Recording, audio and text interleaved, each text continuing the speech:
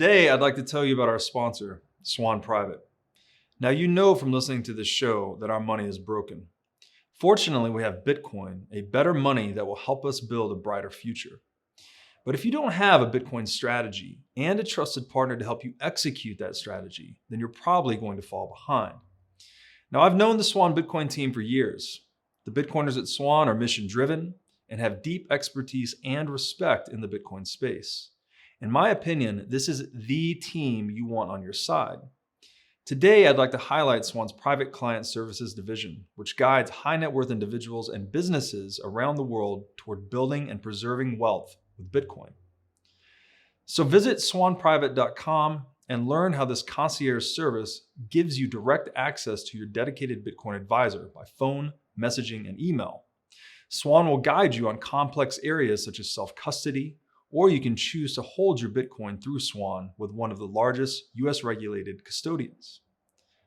So make your first purchase with Swan Private and get $100 of Bitcoin. Just tell them that I sent you.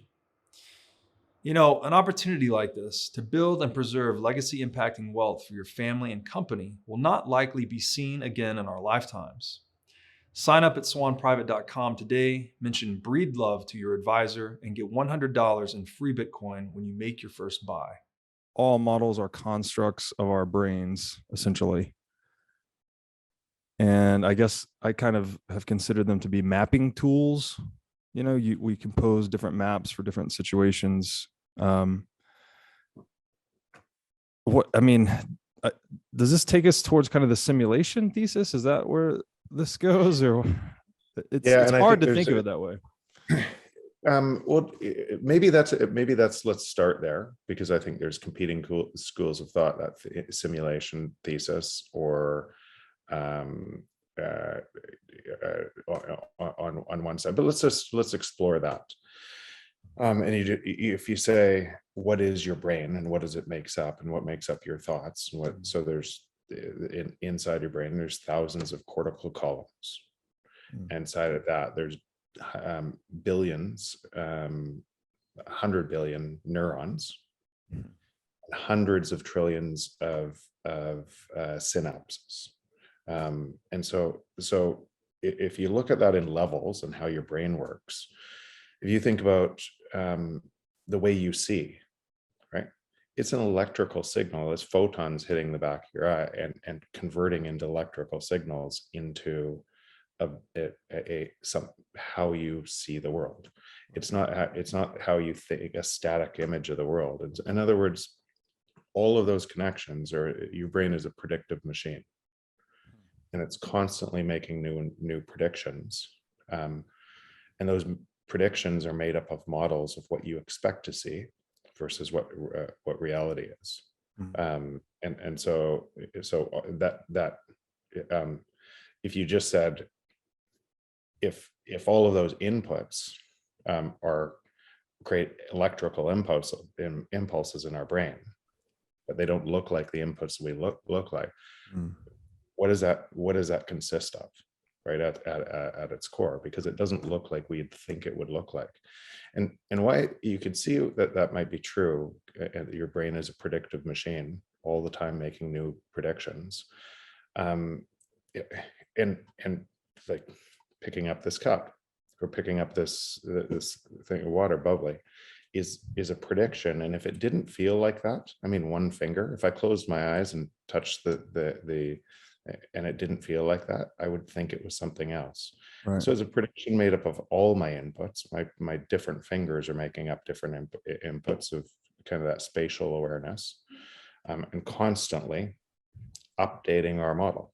And when I say model, I mean billions of models that are stitched together in our brains. And so if something doesn't match that model, imagine so when you walk into your room, and I imagine, and as you think about walking into your bedroom right now, you are imagining that, seeing it in your brain, even as we're talking, right? It's not happening. So you're predicting what that would look like.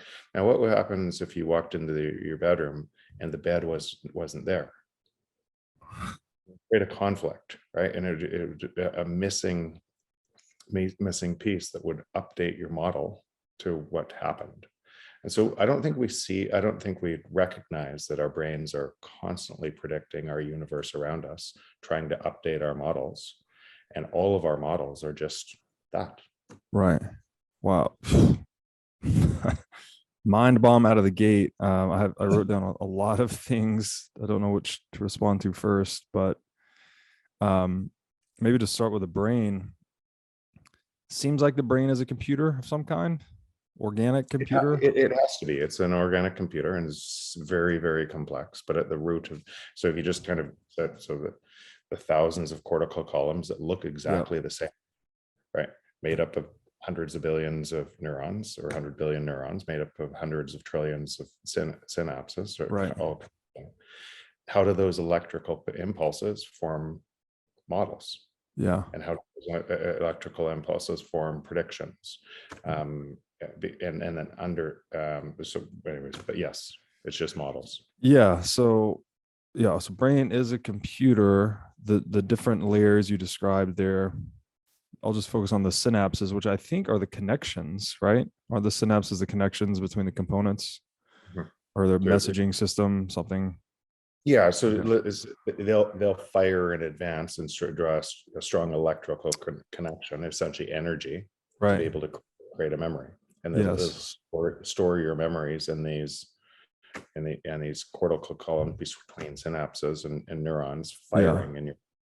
And that's where all the complexity comes from, because it's not so much about how many components there are, it's how many possible interconnections there are. When you get into the trillions of connections, it's like Metcalfe's law, where the value of the network is growing exponentially to the number of users. You get the same kind of thing in a computer, where the more connections there are intrinsic to the computer, the higher complexity calculation it can run. There's someone quoted this once, that the network is the computer. So networks and computers are almost indistinguishable in a way. It's the active exchange between all these components that lets us generate, I guess, consciousness even. Yeah, I think consciousness is a result, or our perceived consciousness, whatever that actually means, is a result of all of these connections. And why is it this? I've used this example.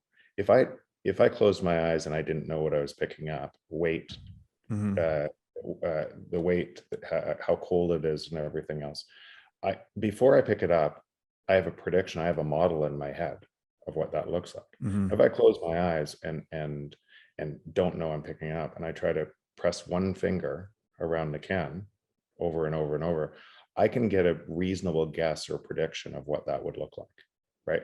If I had enough presses. If I use all my fingers, I get a faster connection, because each one of those fingers is kind of creating a kind of a model in totality. Right. Yes. Yeah. More touch points, higher resolution model. Probably the same reason as kids, we put things in our mouths, we try all of these different things, and we learn as a result of, we're updating our models. We're not born with these models that say, here's what the world looks like. They're informed from everything we do. Yes. And they're constantly changing as we change. Yeah, no, that's super interesting. I like how you said informed there. And I always go back to Peterson's elaboration of that word, where instead of information being a noun, you can almost consider it to be a verb, like something that puts you in formation. And it's usually the result of pain, right? It's where that model touches reality, but the model throws off some error, right? It sees something unexpected, some novelty that is you're forced to remap. You have to reconsider. And I guess one of the problems is you don't know how deep to remap, right? Well, those big ideas that change our lives completely is when a model is wrong, right? My book might have actually been one of those things that actually touched a whole bunch of people in a different way, because they're living in an inflationary environment, and it forced an incongruence with what they're saying. And that incongruence means you either lock into your model and you create a fudge factor in your model and say, this is this, or you update your model. And actually that's what's happening in Bitcoin. People that are updating their model are seeing, wait, the world makes actually a lot more sense Yeah. than it did under the other model. And so that's just kind of how humanity moves through. That's how we invent things. That's how we, if you look at it, Einstein's special purpose of relativity and then general purpose of relativity, it actually it simplified concepts from before that didn't match reality. Yeah. Right. And now and why and once those are proved out, then the world comes along and says, huh, this is the because we couldn't make sense of the abstract before, and this actual simple concept changed how we perceive reality. It's so funny you brought up Einstein just now, because that was the last thing I wrote in my notes when you brought up fudge factor, where like the map meets the territory, the model meets reality, I guess is another way to say it. And there's some incongruence, as you said, there's some non-correspondence between the map and the territory. Something's wrong, right? Then we have to introduce fudge factors to fix that, or we have to rebuild the model. And I was thinking of Einstein, actually, he had that cosmological constant was his fudge factor for a long time, because he couldn't believe that the universe was just expanding in every direction forever, I think is what it was. So the cosmological constant was some kind of limiting principle, a fudge factor that he put in his own theory because he couldn't believe what it said, actually. Yeah, and so we're constantly, and whatever model that is, it actually drives here. Like my version of reality would be different than your version of reality. Yeah, which would be, and even if those are small changes in our models, informed by how we grew up or what that looked like or how open we are to different people and ideas, it's hard to impose your version of reality on somebody else because they have a different model running. It's a different operating. And unless they're choosing to update their operating system or model. And when I say models, if you think about those billions of models, we don't learn our picture of how an economy would work. One interaction. It's just all of these things built together that were just similar to, if this had a brand on it and I saw the brand somewhere else, I don't need to update my model for the can, right? And carries through and attaches to something else. Yes. Yeah. Okay. So there's a connection here I want to try to draw out with you. So you mentioned you grab the can of soda water, but your eyes are closed and something feels off, right? Maybe one of your fingertips is hot and you expected it to be cold when you grab the can. That breaks the consensus of your senses, basically, right? You have a certain expectation of weight, of dimensions, of temperature, all of these things, sound even. And if you break that consensus, there's another term for this too, consilience, where you get a lot of different data points from different perspectives. And then if they all sort of point the same direction, then it's an approximation of what's real, even if you can't get to the bottom of it, right? So what you're describing, I guess, with these models, every sense is a model of reality, effectively, right? It's a different map.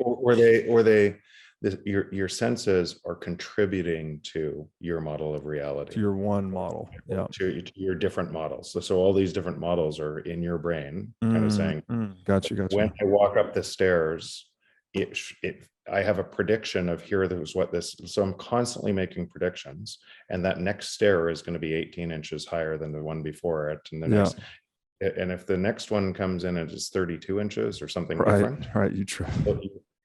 Now, pain. and it makes you question, wait, what's going on with this? Why does this look like this? And you either update the model for that one area of your mind, or that one house, or that one tree fort where it looks like that, so you don't trip the next time.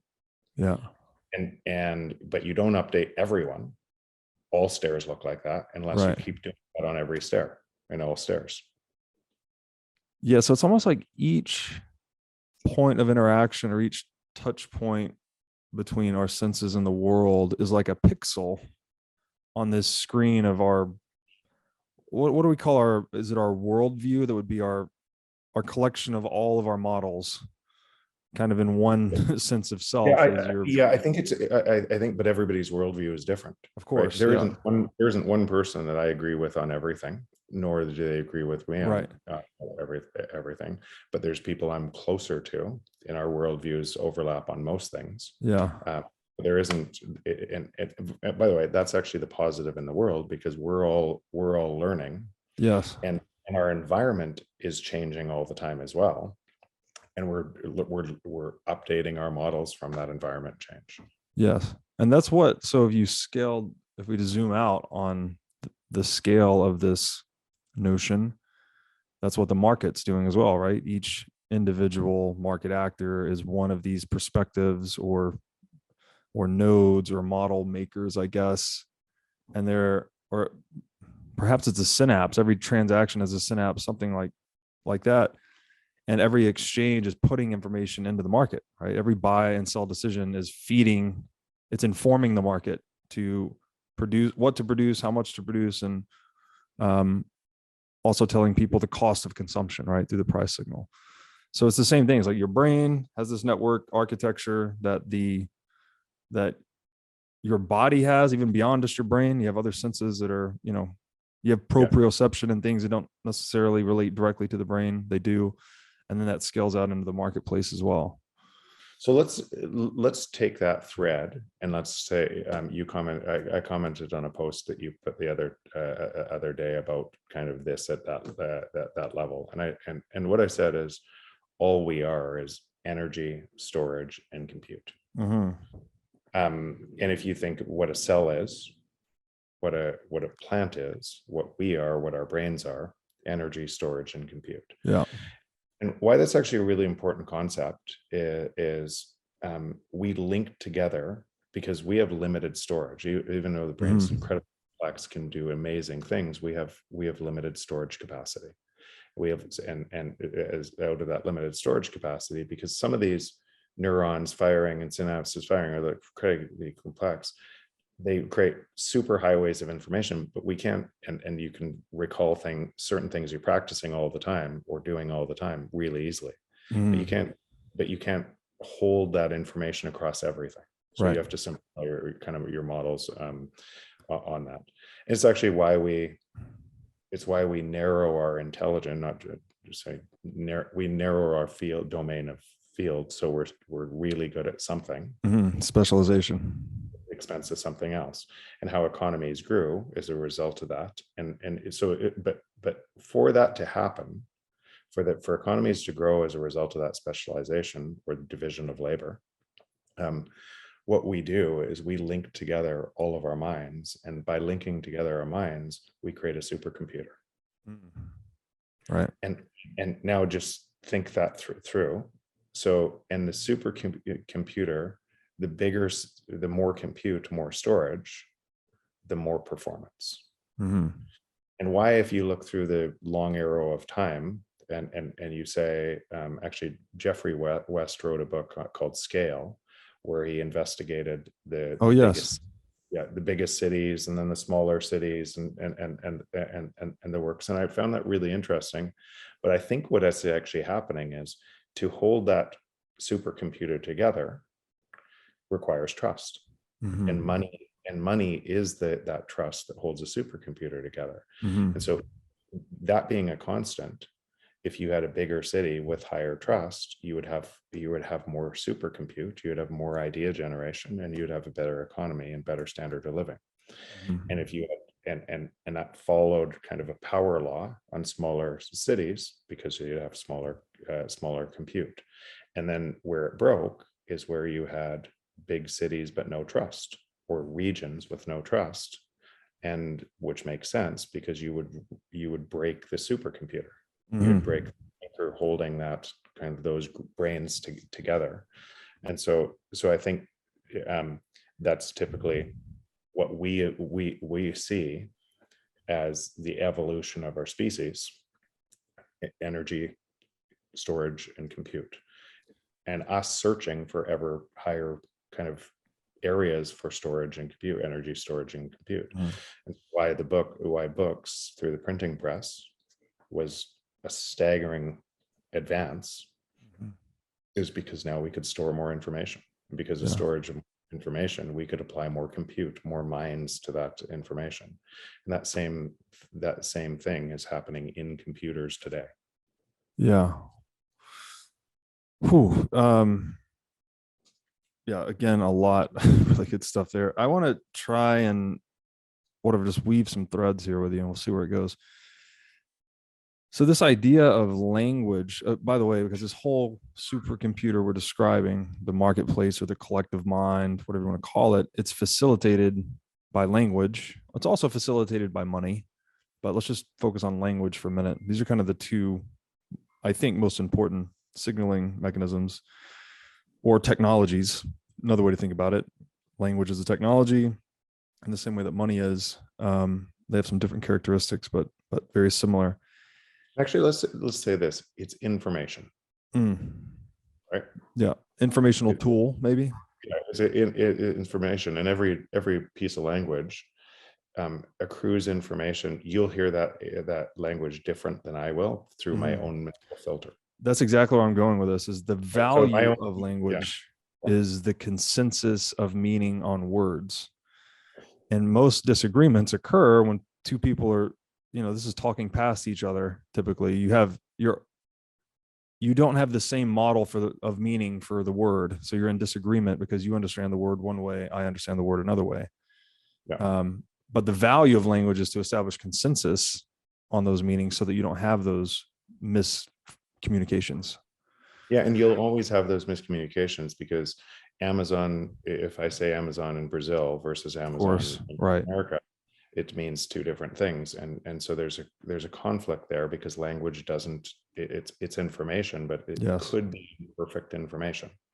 And I wrote about that a little bit in my book. And our model, my own model of what I perceive you to say Amazon to mean, or any word to mean, or any, it's not what you're saying. It's my perception of what you're saying through my model that informs that. Actually, by the way, if you loop that all the way back to trust, why trust is so important in connecting supercomputer, because if I'm looking through my model of mistrust and I'm expecting then I can't see what you actually mean. Right. It breaks the software. You're distorting the receipt of the message through your own negative expectation. My own model. Yeah. I think we've even talked about this. So a victim showing up in the world, right? And a victim, what they actually are really looking for is love and connection. Right. But they're distorting how to get love and connection. Love is all around them all the time. But they're distorting how to get it through trying to get love and connection. What they effectively do is push away the thing they want most, right, by trying to get it. But that view, well, it's sad to see. There's somebody right beside them. There's a totally different person that sees a totally different world, and their world is very different. Yeah, right. And that person's model of the world informing everything they see, but it's true for them, and it'll reinforce. And in trying to tell that person their model is broken, right, and the world doesn't look like that, it's hard to it's hard to break down that part of the model. Yeah, no, that lands a lot. And so, yeah, the love and connect, because almost like trying to coerce love and connection, perhaps, like instead of just honestly seeking it, you put on either a victim story, or maybe could be the opposite, could be an aggressive thing too, right? Where you're trying to victimize perhaps, but you've been outed, I guess, through this us versus them thing. And now you're just seeking love and connection. So you're going about it the wrong way, perhaps. And again, this is a wrong way, wrong. Yeah, good. It's all thinking. Again, these are all. If the model works for you for what you're getting in your life, then great.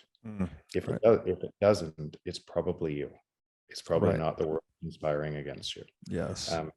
And it's really easy to think. And again, in the victim archetype, it's easy to see, and there'll be people listening to this that will deny that because they might be the victim archetype. and it'd be really hard to push back against. But that same archetype is exactly the same as somebody that's, say, that essentially burning their whole family, telling them that the family is most important while spending all of their time trying to make billions of dollars. Mm. And it's for the same thing. There's a connection. When everybody tells you you're really great at something, you'll do more of it. Right. You update your and you won't see that a lot of times you're pushing away the things that you tell yourself are most important. Wow. So we're full of these conflicts, and we often won't see them in ourselves. Yeah. Even though everyone around us can see them in us. Yeah, this reminds me of, Peterson talks about outsourcing your sanity to those around you, because it's interesting, is you said that you'll do more of what people tell you you're good at, which is another way of saying what the marketplace rewards you for, whatever that is. I think it's actually deeper than that. I think it's what you feel like you belong at. What you love feel and like you belonging. want. So, Yeah. so I think it's you're doing these things because it's such a connection to love. So that's the why. I think that's the why in the electrical signals. Like, how do these get here? How do they how do they get stuck in these models in our brain that we keep on loop to do, and we pull ourselves away from the things we say we want. Because if you go back to what we started with, these are all just a whole bunch of models in our brain, all competing, or all kind of giving us a view of the world. And if that view of the world is something that is positive, and it's everything we hit, if we're 10 out of 10 in our family, like if that's what we want, at 10 out of 10, then we should keep doing it. And if we're 1 out of 10 or 2 out of 10, and we tell the world, no, it's this person's fault, or it's this person's fault, or then it's probably us as well. Right. Yeah.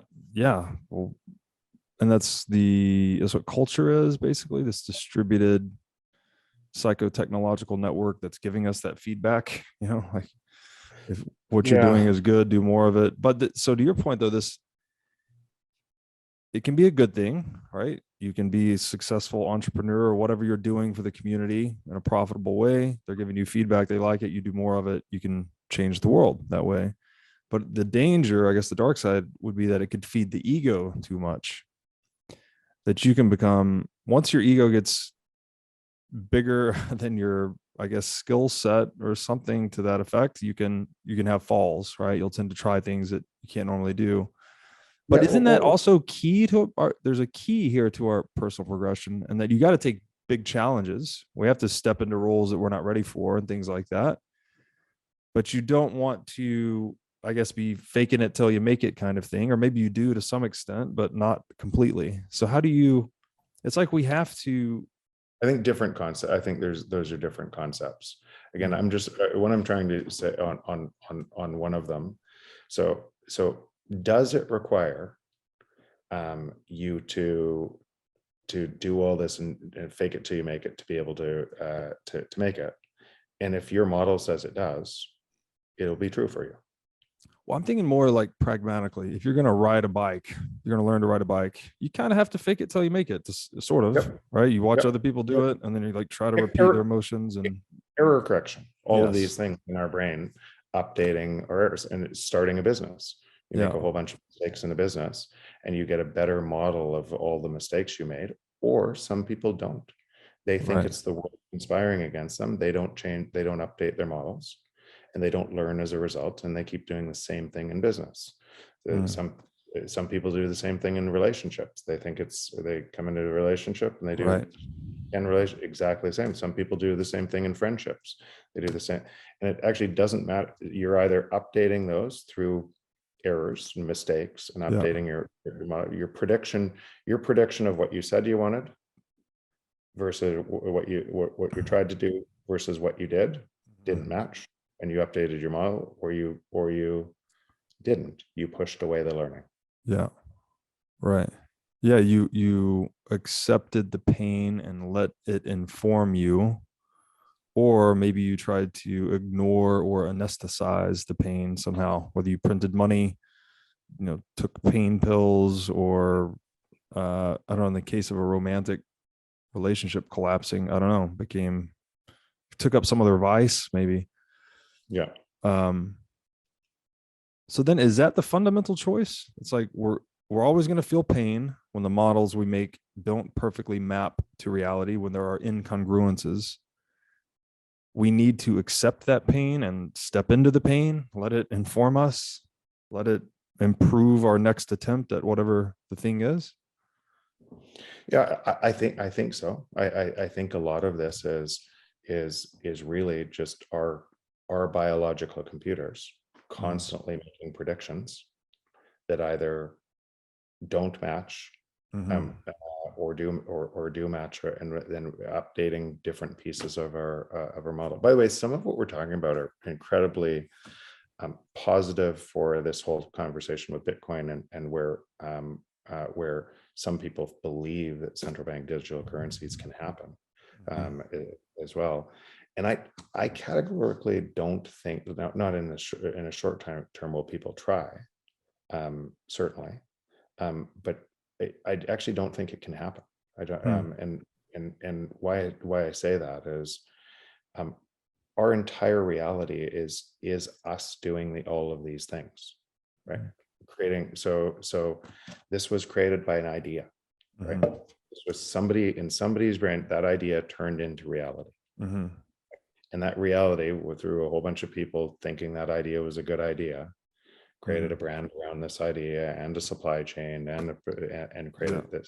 All it is was an idea in somebody's head. And that is the entire market of competing ideas.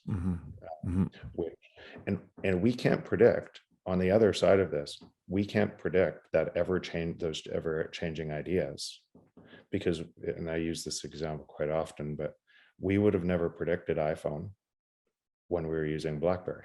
We would have never predicted our change to a new model, to a new idea, and what we would do. So if you just follow that, then what you'd say is, no central organization could ever out-predict what our changing predictions will change, because we're changing all the time. We're constantly updating our models, right, based on new inputs. Our world's changing. We're designing the world we want to live in at all times. And we can't figure out when that change is moving through society faster and faster and faster, and what we'll do in that new reality. Any better than a central control agent could do it for us. So if you had a central control agent that actually tried to essentially say what society would look like, it could never actually work. You'd have to stop evolution. You'd have to stop. Right. And we won't put up with that. We think right now, because the system we're in, that's a risk. But it's actually not really a risk, because there's no way that we would do that. So the more it looks like that, the more we'll change to fight it, and the more that Bitcoin will evolve. Right. Because it and the more people will see Bitcoin, the more onboarding to that network effect, the more people it'll come into their consciousness where it wasn't in their consciousness before. Yeah, that's so. To try and engage in central planning is to fight the algorithm of evolution itself. Pretty much, because you have to, if name a society with central planning that on a long-term long basis has outperformed the free market, and and there's a great paper on this, and I'm sure you've read Friedrich Hayek's Use of Knowledge in Society, where he talks about how knowledge is discovered and distributed. He's describing this decentralized computer we're talking about here, that it always outcompetes central planning by definition. It has higher bandwidth. Because you're using each conscious actor's throughput versus just a few conscious actors' throughput. So the whole is always more than any sum of its parts. Supercomputer versus a 286. Yeah, right. Yeah. Yeah. And it has to be. And so what you see is the evolutionary, or what we're going through. We're going through a transition in time where a whole bunch of models are being disrupted. Yeah. Because they've been the same for a long time, and we've taken and we've grown up in those models that like inflation is required for the productive economy. Yeah. Nobody even questions it because you lived in it so long. If you actually question it, it's ludicrous. Right. But people don't question that core tenet just because they haven't questioned that part of the model, and they've been inside a system that it looked like that might work. Yeah. And so now, as it starts to not work, and you start to see the feedback systems of it not working around the world, and what the next steps are, more and more people start to question that base assumption, and the models change. Right. And that's what's happening in Bitcoin. And that's why this conversation on Bitcoin is so intellectually stimulating and curious, and because you're around other people who are really curious about these sorts of things, and they're trying to find that root and update their models. And that's why once you see it, you can't unsee it. Yes. Yeah. No, this is great. So the supercomputer we're describing, this organic distributed supercomputer, the free market, incredibly now has given rise to actual supercomputers. I mean, we didn't really have the language to talk about this thing before the digital age. I mean, thank goodness we had people like Hayek writing about it very eloquently and beautifully, but he didn't have really good analogies, because computers weren't really a thing back then. But so we kind of get, when you let this distributed supercomputer run, it blindsides us with innovation, right? We just get brand new, spectacular things, solutions to problems we could have never before imagined. Yeah. And then when those technological realities change, I think in particular, the ones that determine how and where we allocate our attention, that all the things we build on top of it, all these institutional realities change as well. So is that what's happening right now in the digital age? Is that we just have such a transformational paradigm of media and communication that it's upending all of the structures we had put in place for the old world? Partly, but if you just looked at an engineering solution, right? If you think about, I think about this all the time, and it's going to sound pretty simple, but I used to say in businesses, if you have a shitty process and you automate that shitty process, right, you have faster shitty process. Everywhere else. So the input matters. And so if you have a, and this is what I explored in the book, but if you have a technology process that's supposed to be driving price down as that efficiency is spreading out to society, and you have an error code in money that has to go exactly the other way and print money to offset it, to pretend we can still live in a society like that, right, to keep inflation constant or semi-constant. The whole system collapses. Right, if you have those things, and that error code has to exponentially grow, right, and then you automate it with technology, right, you just turned up the speed on it, turned up the speed of misinformation everywhere. Yeah. Right? Because we don't actually want more money. Money is the trust, the information that glues the supercomputer together. We want what we think more money will buy us. We want what we think more time will buy us. And when you have misinformation and money, and then you apply technology to it. So people think it's Twitter, Facebook, all of this. That's just the technology automating a terrible signal, a terrible error code through society. And society is now inside of that error code, and looking through the error of that misinformation at an exponential rate. And Bitcoin is the exact opposite of that. Wow, that's super interesting. Okay, so input matters. You can't automate a shitty process because that just makes things worse, not better.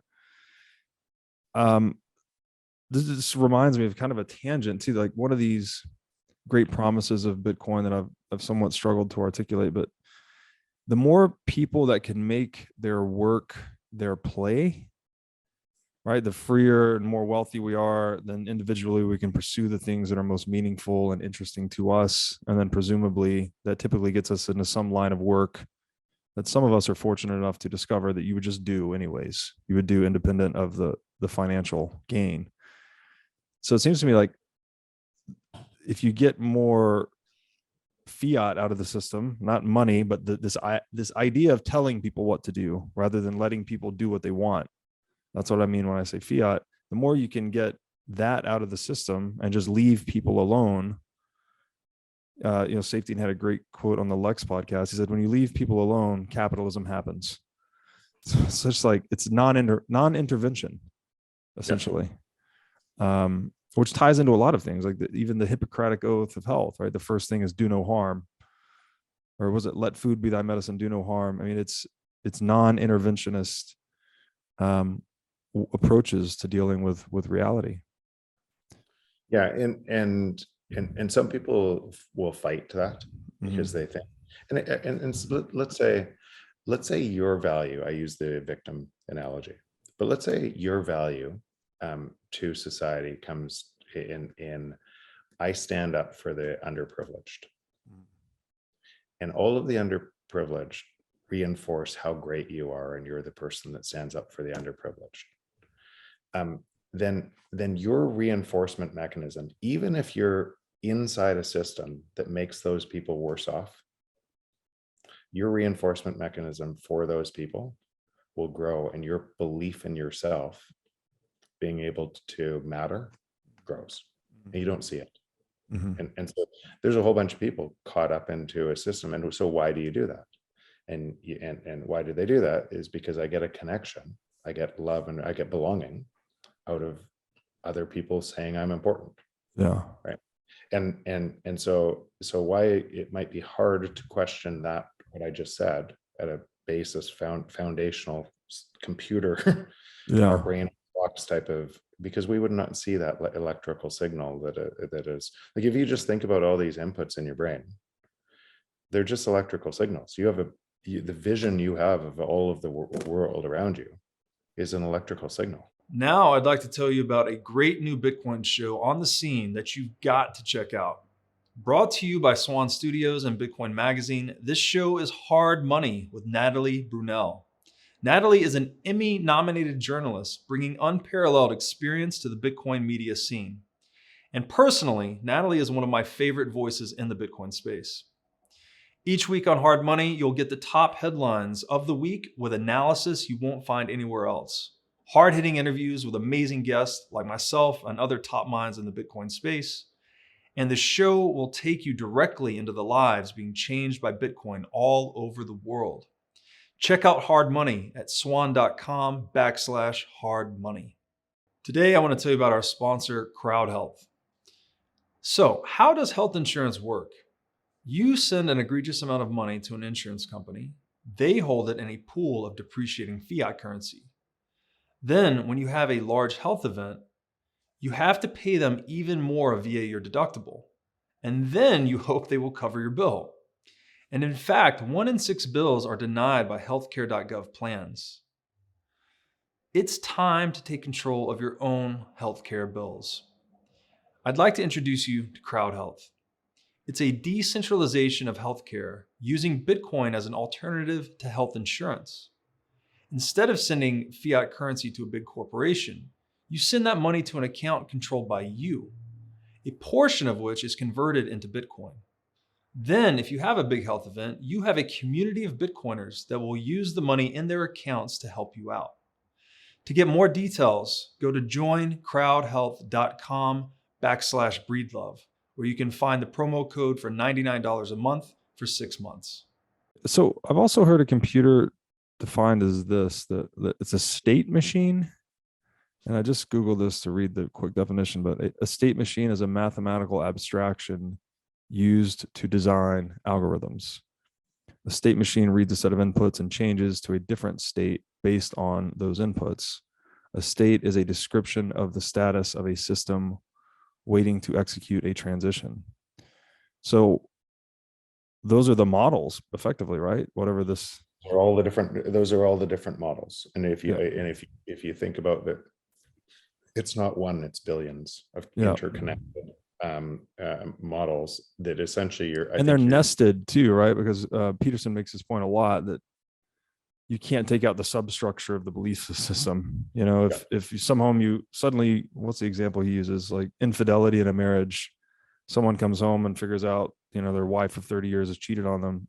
It's a nested breakdown in their worldview, right? They thought, oh, I could trust this person and we have this life, and all of that just falls apart in a moment. So that, sorry to interrupt, but just they're nested, right? They're hierarchical, I guess we'd say. Exactly. And that's actually why I said the billions of neurons and the hundreds of trillions of synapses, and those are energy inputs, right? Yes. Electrical, but store memories, and the ones you use more often have higher fidelity on your connections between neurons, between those models, and the ones you don't, and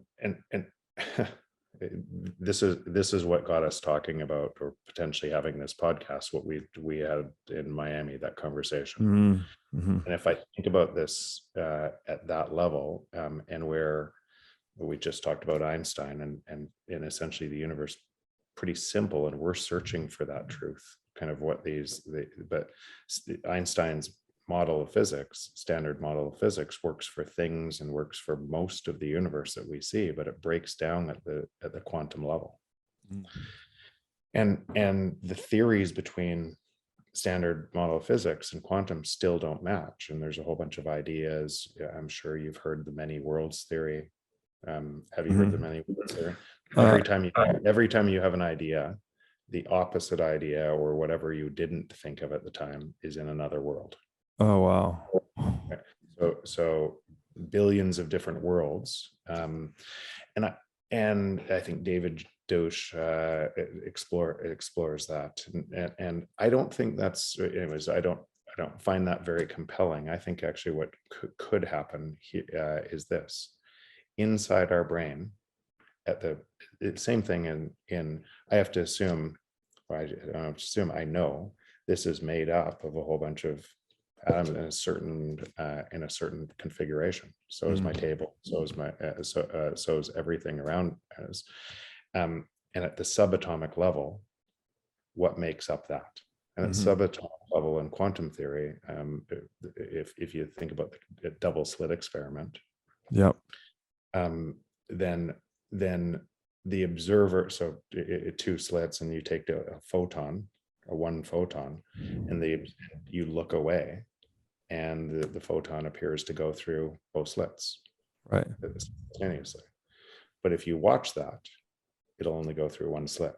Right. So the observer has an impact on the outcome.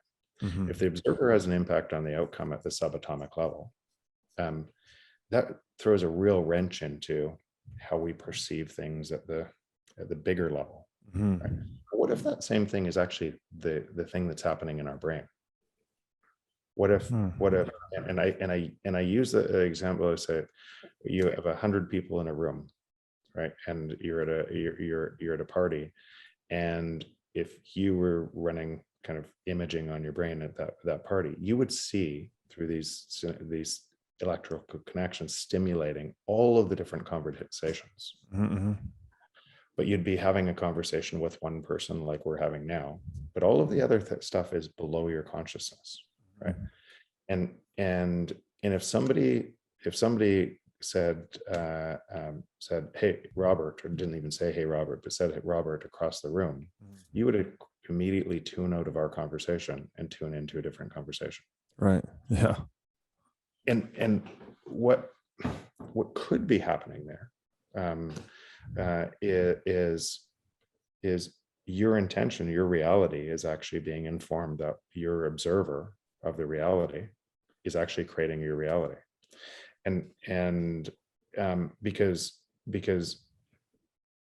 you have to assume there's another 1,000 conversations that are happening that night. Any one of them could change your life forever. Why didn't you hear all the other ones? And when the many worlds theory says is they all happen, they're just in different universes, different different realms. I think they just, it's like the double helix, they didn't exist in your model. They just, the wave function collapsed, Right. and you created your reality. And so what stuff do you perceive? Where does your attention go? What do you hear?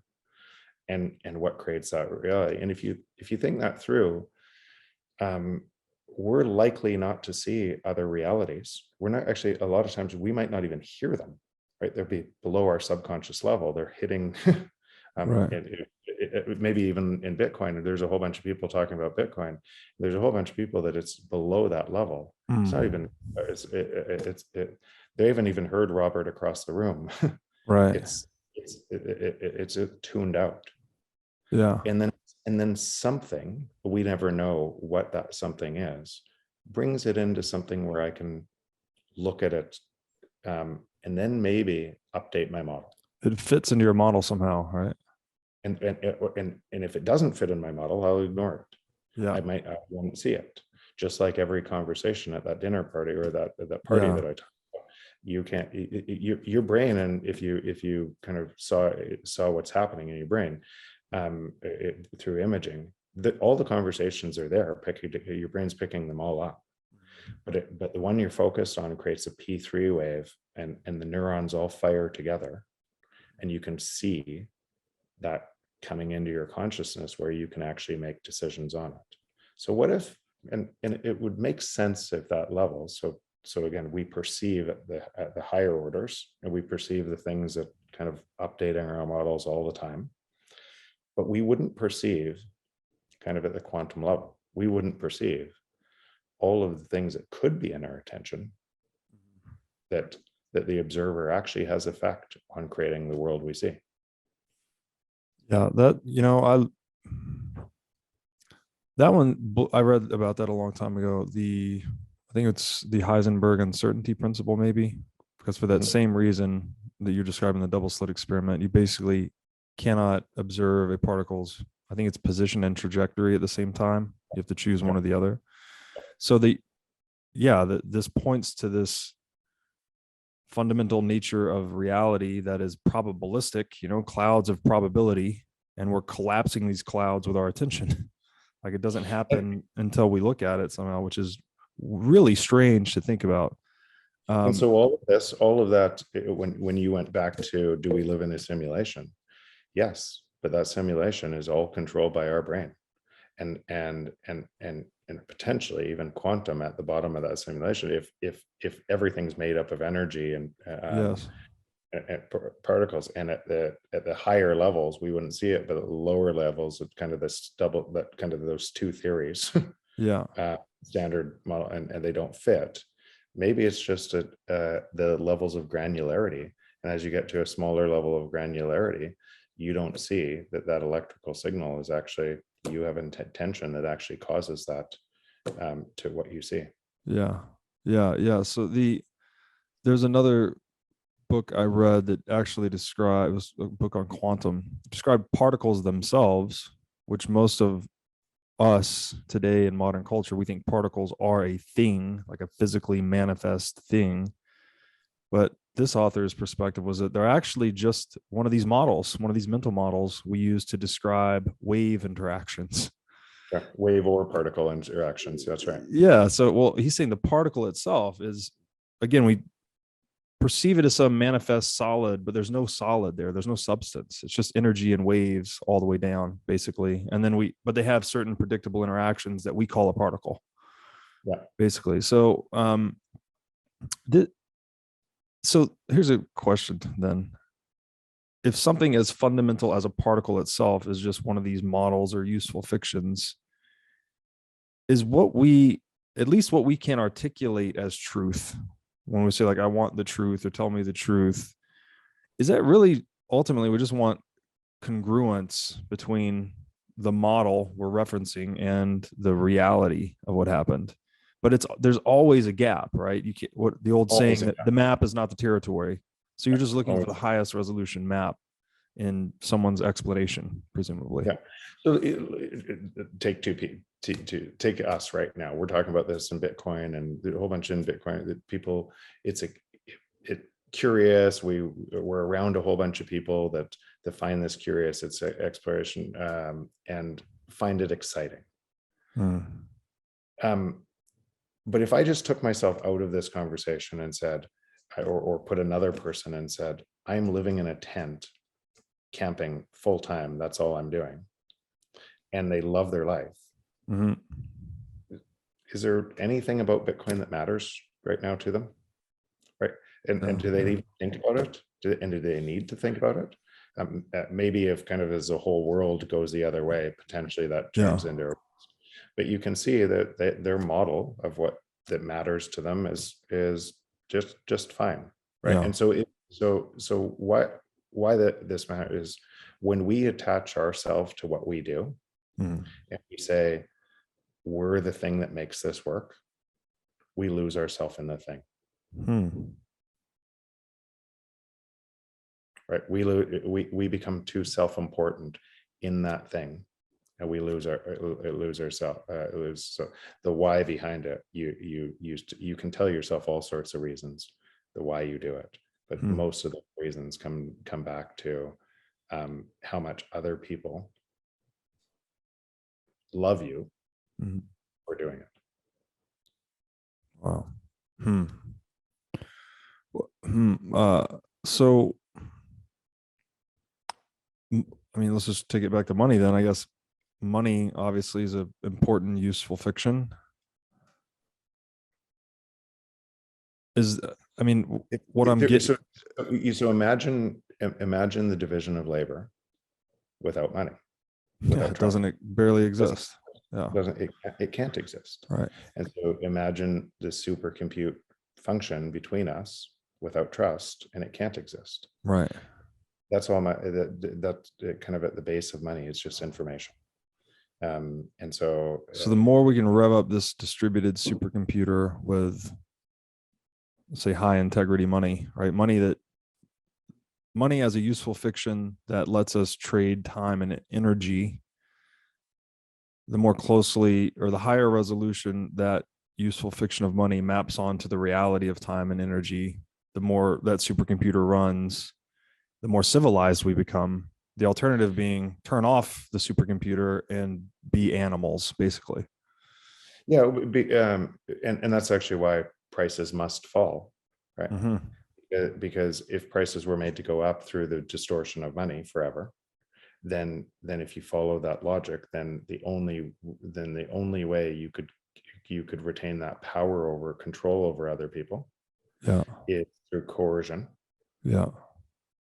And that keeps going, and then the state essentially changes laws be able to keep that coercion, and you ruin the supercomputer as a result. And there's really only two choices. And so because our productivity gains, if you had this connection that was sound, would translate into lower and lower prices all the time, forever. Right. As we invented machines and invented technology that actually replaces or augments our ability to think through storage and compute. And so to me, I cannot imagine. No, I think we're still a long way off from, when I say a long way, but tens of years off from artificial general intelligence, whereas Elon Musk said, okay, we're going to be there by 2029. I find that highly unlikely in the ways that the deep learning works today. Because all of these models, deep learning works in a different way, and in a narrow intelligence, you can remove a whole bunch of labor in a narrow intelligence and can do make things. But a general purpose, where the Go computer can drive a car and the driver a car, I think we're a long way away, and actually potentially a long way away from some of the things we're talking about now. How our brain creates a general purpose computer to be able into solve that. But whether it's 5 years, 10 years, you can say the entire path to be able to get there, 20 years, entire path to be able to get there means that over time, we're going to be less and less needed in that division of labor. Right. We are, right? You, me, Yeah. less and less More important, machines, less us. less us. And that what that means is if we try to make prices go up that entire time, then as a consequence, you have to consolidate, you have to drive all control into a few people who are the overlords of everybody else. Right.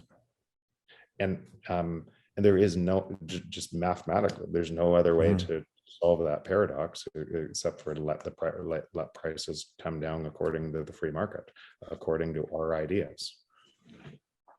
Yeah, it's the one way I've thought about this is prices just being a way to communicate the cost of solving a problem, right? You want a boat or you want a ride or you want a meal. I mean, there's a sacrifice that you have to make to get the thing you want. But if you have a system that's driving them up forever, clearly that's a huge problem because you can't solve problems. All the problems are becoming more expensive to solve. Yeah, but worse, to be able to exist in the free market, technologies, companies must automate the labor away faster. Otherwise, you wouldn't use the service. Right. So these two, that's why I keep saying these two systems are working exactly opposite, but they're reinforcing, and the feedback effects are reinforcing in opposing directions as well. And so when people talk about Bitcoin price always going up, that is relative term because they're measuring through the system and they're thinking in US dollar system. But what really is happening, and you know this, but everything falls in price forever against Bitcoin. Yes. Right. It's a new system measuring what's happening. Yeah. But play this forward. So Elon Musk talks about multiplanetary species, and being a multiplanetary species means I'm pretty sure we're not going to send humans up onto asteroids with hard hats and picks to dig up minerals and create and shovels and buildings. And I think we're probably going to send up intelligent automated drones and 3D printers to be able to do this work. And so part of the transition to be able to, if you just said that what that would have to look like at a humanity entering our level of intelligence, where we're transitioning to machine intelligence. If humanity didn't make the transition to a money that allowed that to happen, it would blow up the world, because you'd have to allow that abundance. Yes. Use the technology to be broadly transferred to everybody in the form of freedom or free time, or you would go to war fighting over rocks. Right. It's a systemic contradiction then. Yeah, it's a systemic contradiction that we are the interesting. It's why this is such a fascinating discussion, because we're the first humans who ever have gone through where we are in the technology's evolution. We've seen technology advances before, but not at the rate we're seeing today. Yeah. Driven by energy storage and compute, our intelligence feeding back on itself at higher and higher levels, searching higher orders of energy storage and compute that take it beyond our bodies, yet we can't see it because we're in a different system. Wow.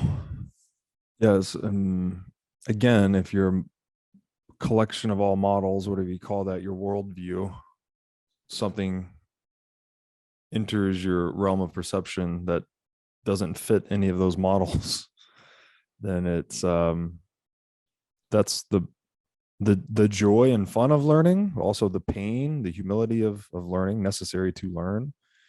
And I guess I would also explain why I mean, Bitcoin just takes a long time to get your head around because it is one of those things, right? It's for most people don't have the psychological architecture, let's say, to deal with something like Bitcoin.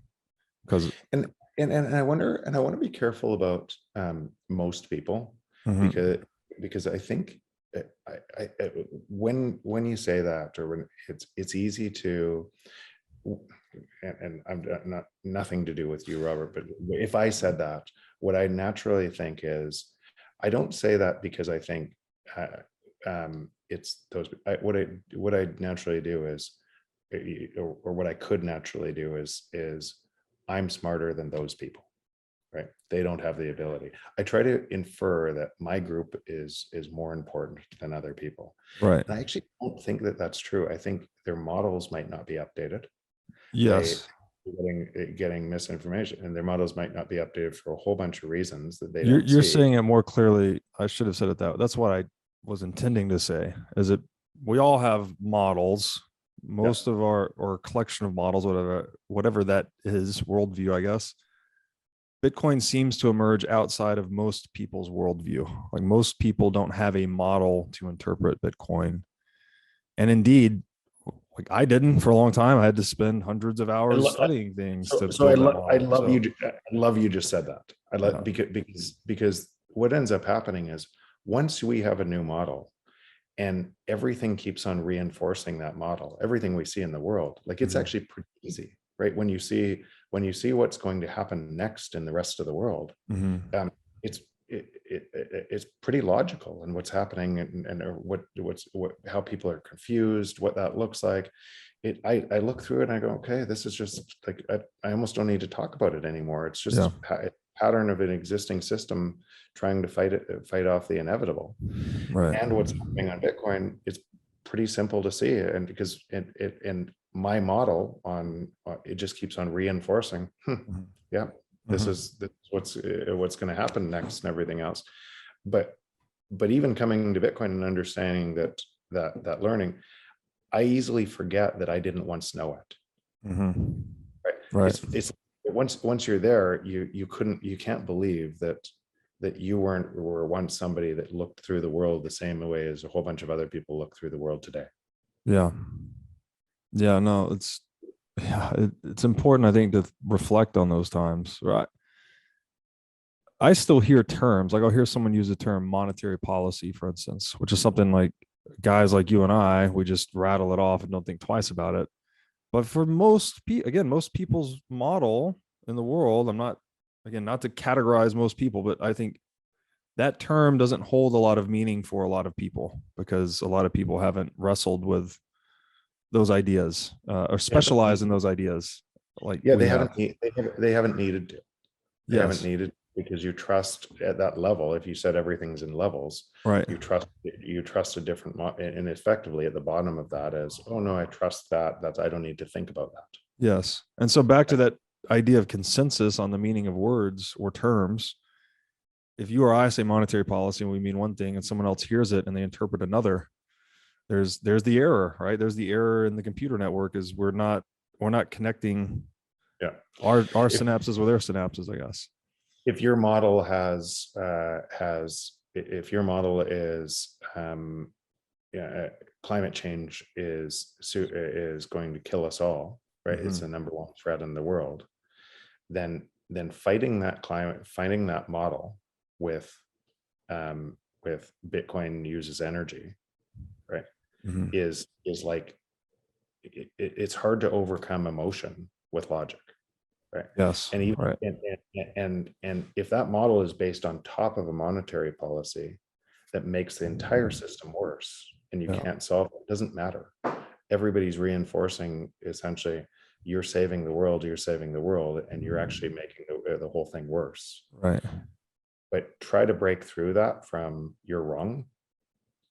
It's a hard place to break through from. You have to almost go deeper on that question. That's why I keep coming back to that question. Okay, how do you solve saving the world through a monetary policy or a system that must grow forever, right, on a planet? And it's only then that people can go, oh, maybe I'll look somewhere else at a deeper level. But Okay, so these emotional triggers kind of that in our brains yeah, that fire those neurons faster, right? Or just lock in memories. Those they'll lock in a memory, and we won't see the error code because of the emotion. right. So, okay, I'm struck by this connection that we talked about a computer as a state machine. And so now I'm thinking the state as in the government, and then a state machine as just being this generator of models as we're describing, right? And at any time it has some, I guess, aggregate or collective state. And that is, right, for us, that's our worldview, I suppose, is kind of the term we're using here. I don't know if it's the right word, but it'll do for now. Is there does that then explain some natural role of the state on this distributed supercomputer, that you do need some governing mechanism, some limiting principle to regulate the machine? Or am I just drawing a spontaneous connection between these two things? Yeah, and again, there's I don't know quite where to go on this, but I do believe that in some sort of and I know some people don't, and some people don't in Bitcoin. There's no role for any government, and it's just every man for themselves.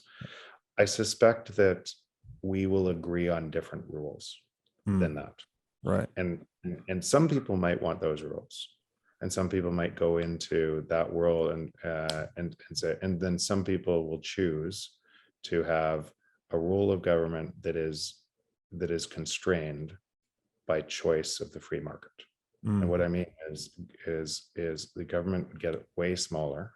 Right. They would be elected with essentially by telling you the truth about where your money is going for services. Would you like a firefighter in your city? Here's what it costs, and instead of I'm going to hide how much I can pay you and pick your pocket. Because that's not a democracy. That's not a, and I don't think we've ever seen what society could look like under a Bitcoin standard, what it would look like. So our models of what democracy means, libertarian, Austrian economics, our models of what these systems look like must be biased. Right. By the history that we've evolved in, they must be. Because we've never seen an innovation, we've never seen something like Bitcoin that operated differently, where you could have velocity and money through peer-to-peer transactions. So if and something so stable that it was outside the hands of government. And so if we've never had that before, and we look through the historical lens of all of some really smart people and different ideas, challenging ideas, then our models must be wrong for what that looks like. We can intuit what it might look like. We can predict what it might look like in the future. But that's for us to decide as we build the future. Yeah. So that's really well said. Is it this? I mean, it's basically the algorithm of evolution itself working through us that creates this distributed computing system we call the free market, right? And it seems to me the underlying most fundamental thing that's happening, which is also a paradox, because something is absolute to the extent that it is unchanging, but it seems like the only thing that never changes in this universe of ours is change itself. And nature, or at least biological nature, is just trying to throw the spaghetti at the wall to see which strategies work. And that's done at the individual organism level, the organizational level, and even the technologies themselves that we're using to fit ourselves together. Do you ever get the sense of that? I mean, I feel like no matter where I zoom out or zoom in my thinking, that I end up in this kind of Darwinian process everywhere. I love discussing this. I love to kind of because how deep does it go, right? Yeah. Does it go all the way down to quantum? Right. And does it mean my actual intention creates the world I want to see, Mm-hmm. or contributes to the world I want to see? And you'd never see those ideas spread. How many people those touch? Mm-hmm. You never know how many people that you turned a light on, but they didn't get all the way there Mm-hmm. until 5 years later. Right. The how my own thinking evolves through this process, and how things that I would updated models, or things that I got wrong, or and how do I and if I see everybody else making, say, mistakes, or what I would consider errors, and they believe that the world's conspiring against them, Mm-hmm. In whatever area, their wife, their business, their victim, whatever area that they believe, because they can intellectually understand what we're saying here, Mm-hmm. but in whatever area that they will have an error code that keeps on repeating, but they can't seem to get out of it. Then if everybody else is like that, then I must be too. And so what I try to do is I try to say, okay, I'm just as susceptible to these inputs or errors in thinking as everybody else, because it's all around me. How do I hold kind of honesty in myself that the world I want it to look like, it belongs. And when I said kind of, I ask myself kind of every day, what's my relationship with my wife like out of 10? What's it like with my kids, each of my kids out of 10? So like with my friends, what's it like? And if it's a 5 or 6, I find myself wanting to say, oh yeah, that's because of them.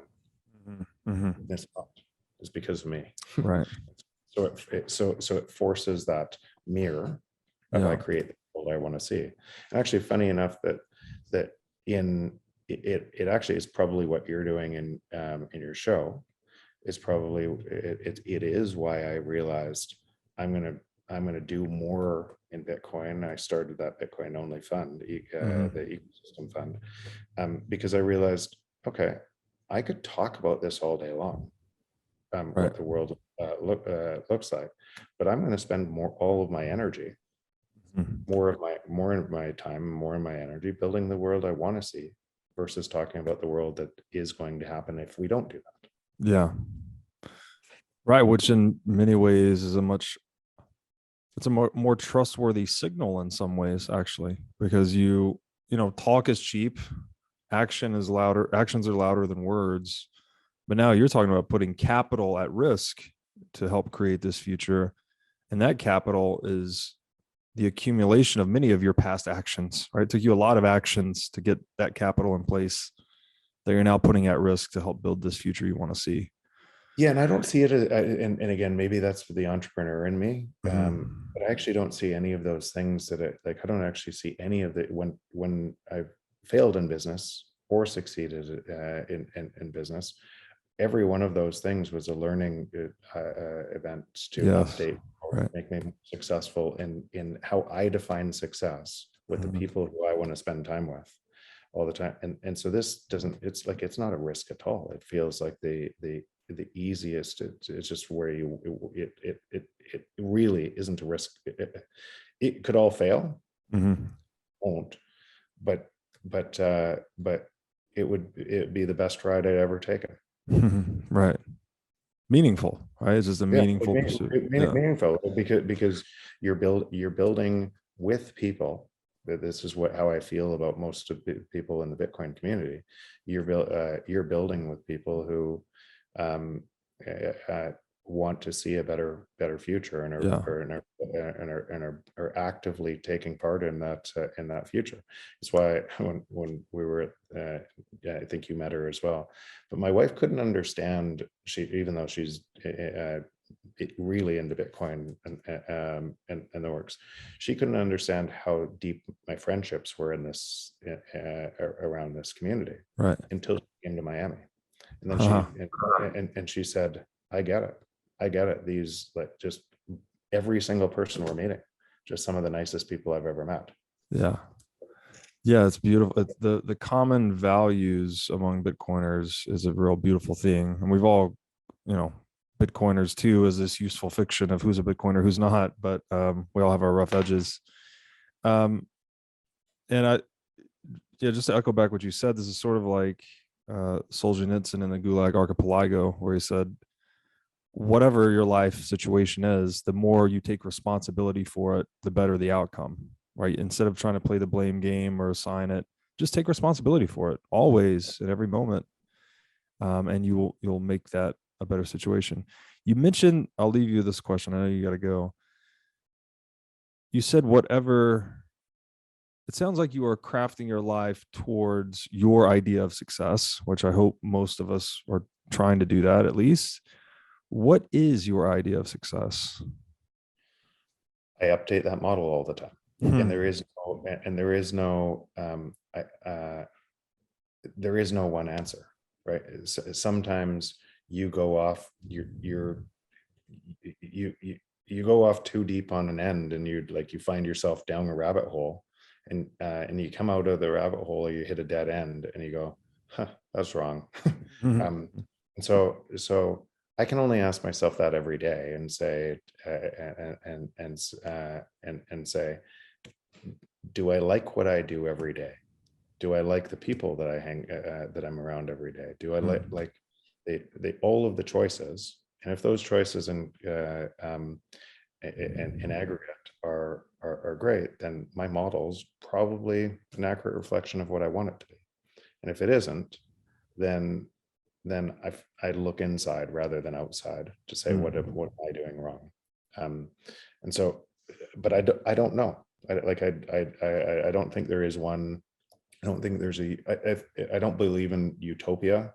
Right? I don't think there is, because we're going to always want more. We're these prediction machines, and we're constantly looking to evolve. We're constantly challenging. We're trying to, how do we move that further?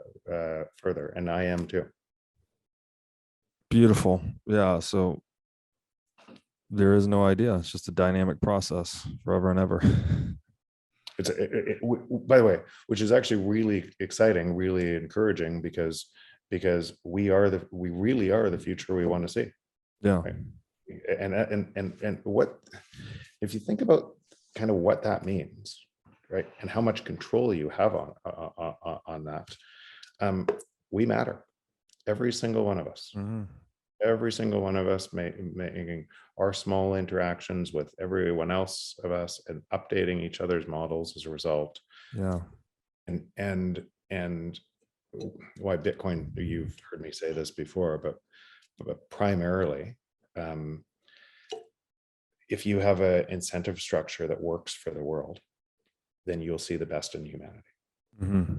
Right. If you and you'll see the best of us show up. Yeah. You have an incentive structure that is designed for the worst in humanity, you'll see that incentive structure, you'll see the worst of humanity show up. Right. So if you now you believe that Bitcoin is that new incentive structure, then you want to move as fast as you can and help other people see the outcome. Yeah. The old Munger quote: "Show me the incentive, and I'll show you the outcome." Yeah. It's a beautiful. I really appreciate this conversation. I was looking forward to this one because we planted the seed a couple of months ago in Miami. So yeah, that was fun. Yeah. We'll do this again soon. You bet. Thank you, Joe. Awesome.